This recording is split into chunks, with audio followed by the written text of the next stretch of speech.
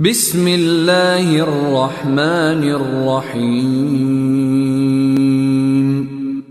شروع اللہ کا نام لے کر جو بڑا مہربان نہایت رحم والا ہے۔ حامیم، اس کتاب روشن کی قسم کہ ہم نے اس کو ایک مبارک رات میں نازل فرمایا، ہم تو خبردار کرنے والے ہیں۔ اسی رات میں تمام حکمت کے کام فیصل کیے جاتے ہیں، یعنی ہمارے ہاں سے حکم ہو کر، بے شک ہم ہی فرشتوں کو بھیجتے ہیں۔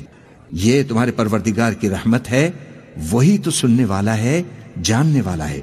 آسمانوں اور زمین اور جو کچھ ان دونوں میں ہے، سب کا مالک، بشرطے کہ تم لوگ یقین کرنے والے ہو۔ اس کے سوا کوئی معبود نہیں، وہی زندگی دیتا ہے اور وہی موت دیتا ہے، وہی تمہارا اور تمہارے پہلے باپ دادوں کا پروردگار ہے، لیکن یہ لوگ شک میں پڑے کھیل رہے ہیں۔ تو اس دن کا انتظار کرو کہ آسمان سے صاف دھواں نکلے گا، جو لوگوں پر چھا جائے گا، یہ درد دینے والا عذاب ہے۔ اس وقت وہ کہیں گے، اے پروردگار، ہم سے اس عذاب کو دور کر، ہم ایمان لاتے ہیں۔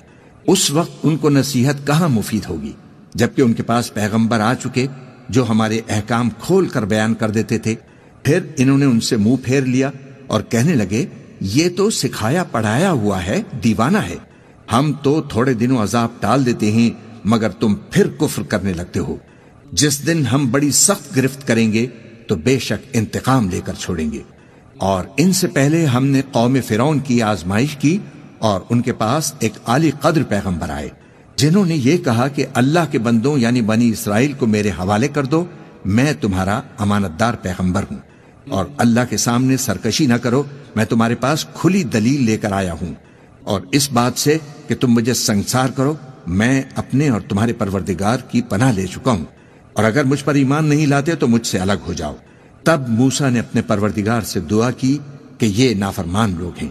اللہ نے فرمایا کہ اچھا، میرے بندوں کو راتوں رات لے کر چلے جاؤ، اور فرعونی ضرور تمہارا تعاقب کریں گے، اور سمندر سے کہ ٹھہرا ہوا ہوگا پار ہو جانا، تمہارے بعد وہ پورا لشکر ڈبو دیا جائے گا۔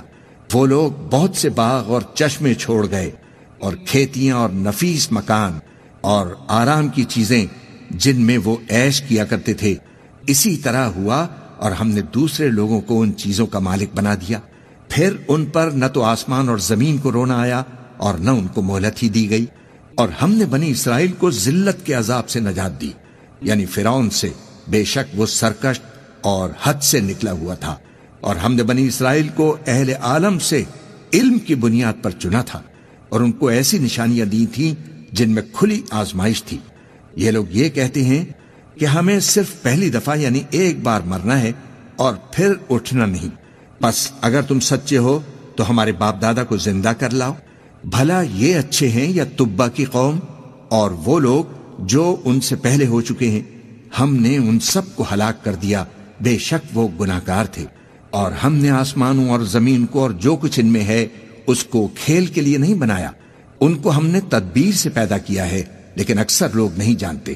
کچھ شک نہیں کہ فیصلے کا دن ان سب کے جی اٹھنے کا وقت ہے، جس دن کوئی دوست کسی دوست کے کچھ کام نہ آئے گا اور نہ ان کو مدد ملے گی، مگر جس پر اللہ مہربانی فرمائے، بے شک وہ غالب ہے، بڑا مہربان ہے۔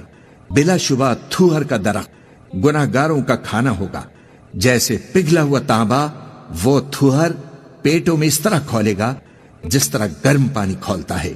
حکم دیا جائے گا کہ اس کو پکڑ لو اور کھینچتے ہوئے دوزخ کے بیچوں بیچ لے جاؤ، پھر اس کے سر پر کھولتا ہوا پانی اونڈیل دو کہ عذاب پر عذاب ہو، اب مزہ چکھ، تو بڑی عزت والا اور سردار تھا۔ یہ وہی دوزخ ہے جس میں تم لوگ شک کیا کرتے تھے۔ بے شک پرہیزگار لوگ چین کے مقام میں ہوں گے، یعنی باغوں اور چشموں میں باریک اور دبیز ریشم کا لباس پہن کر ایک دوسرے کے سامنے بیٹھے ہوں گے۔ وہاں اس طرح کا حال ہوگا، اور ہم بڑی بڑی آنکھوں والی حوروں کو ان کی بیویاں بنا دیں گے۔ وہاں امن و اطمینان سے ہر قسم کے میوے منگائیں گے اور کھائیں گے، اور پہلی دفعہ کے مرنے کے علاوہ موت کا مزہ پھر نہیں چکھیں گے، اور اللہ ان کو دوزخ کے عذاب سے بچا لے گا۔ یہ تمہارے پروردگار کا فضل ہے، یہی تو بڑی کامیابی ہے۔ ہم نے اس قرآن کو تمہاری زبان میں آسان کر دیا ہے تاکہ یہ لوگ نصیحت حاصل کریں، پس تم بھی انتظار کرو، یہ بھی انتظار کر رہے ہیں۔